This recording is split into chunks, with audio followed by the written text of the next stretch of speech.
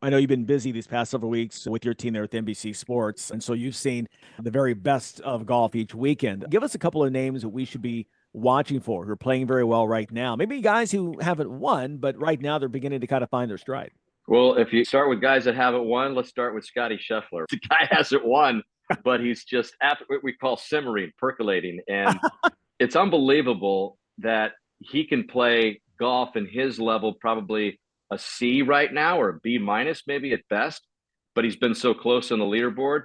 We had him last week, at the Houston event where, he put some heat on Minwoo Lee, and it was incredible. He didn't even have his best stuff, but he turned it on at the right moment where he made it incredibly compelling. So you start with Scottie Scheffler. The guy has been the most consistent player in the game the last couple of years, and he's putting numbers, statistically that rival Tiger Woods in his heyday. So you start there, I think, and go. Guys won 2 out of the last 3 years there. So you start with Scheffler, and then there's the sentimental pick, right? Rory McIlroy, who wants to complete the career Grand Slam. This is the only missing piece to the puzzle. We know the drama that's happened there in the past and how desperately he wants it and how he hasn't won a major in 11 years. It's got all of those components. But I really think that I haven't had a great feeling about Rory in the past because I just think the pressure builds so much for this event.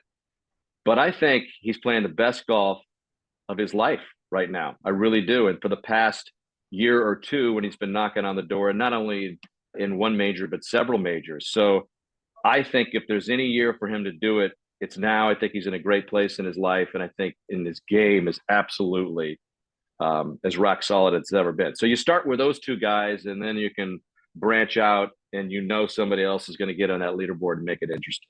Yeah, that's the thing about the Masters. When you close down shop Saturday night, you've got the leaders as they're on the board for Sunday morning, but somebody's going to give something back to the course in the front nine, and that's going to create the drama in the back nine. And there's a name in there that you hadn't thought about going in, and all of a sudden he's right there, a chance to win a green jacket. It's like clockwork. It's going to happen. The question is, who's it going to happen to?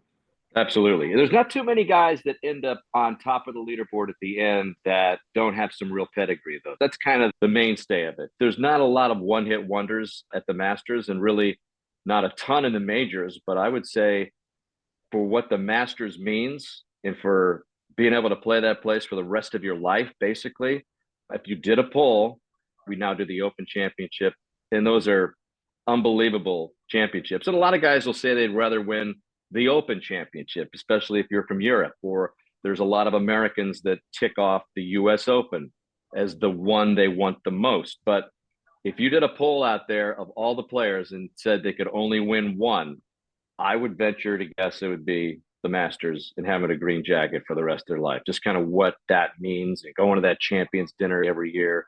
I think that would probably be the one. Yeah, no, I agree with you. It's just that special fraternity. As we're talking with Dan Hicks here of NBC Sports, talking a little golf as it's Masters Week. I remember the first Masters I covered was back in 2003. And to your point, it was Lynn Batiste beat Mike Weir in a playoff. And even Lynn Batiste was scratching his head like, wow, really? I just did this? Like, it was the one name that nobody ever thought about coming in. And to your point, he was a guy who didn't have all the things you talked about. So he was really an outlier in terms of when you look at the Masters champions and kind of how they built their career. He was a guy that didn't have all that. And yet, like you said, he'll be at the Champions Dinner on Sunday. Yeah, Lemaitis actually battled for the Players Championship as well. But Mike Weir's one of those guys that got the better of it all that particular year as well. So it's special, and I'd like to take a break from golf a little bit as far as get away from it after we do 7 in a row leading up to the Masters. But I'm envious of CVS and Jim Nantz and the fact they get to do it. So I don't lock in until probably the weekend on the Masters, but my wife knows that is where I'm going to be pretty much uninterrupted, especially on Saturday and Sunday for the third and the final round of that thing, because that is just compelling television and always is. So I'll be locked in again.